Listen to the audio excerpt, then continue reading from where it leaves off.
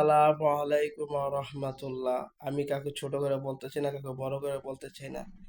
হাসিনার আমলে ধর্ষণ হয়েছে, হামলা হয়েছে, খুন হয়েছে, কোনো বিচার হয় না ভাই। আপনার ৭১-এর চেতনার বিচার হবে না, আর ৭২-এর চেতনার বিচার হবে না। আল্লাহর বিধান, রাসূল সুন্নতের যদি বিচার হয়, ও মুসলিম আর অমুসলিম লিগ্যাল বিচার পাবে, ঠিক আছে? ছাত্রদল এক নেতা বলে কি চলে তারেক রহমান মেয়ে ফ্যামিলির কথা বলে।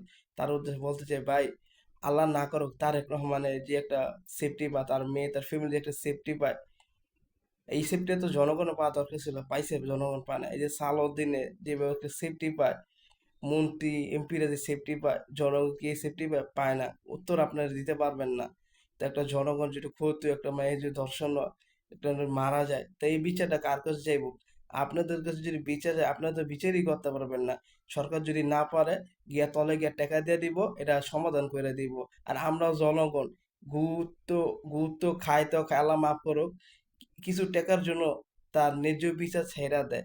আগে জনগণের ভালো হইতো। জনগণ যদি আবার যদি জুলাই যেভাবে রুখে দাঁড়াইছে, আবার যদি রুখে দাঁড়ায়, ইনশাল্লাহ এই দেশে ইনসাফ কায়েম হইবে।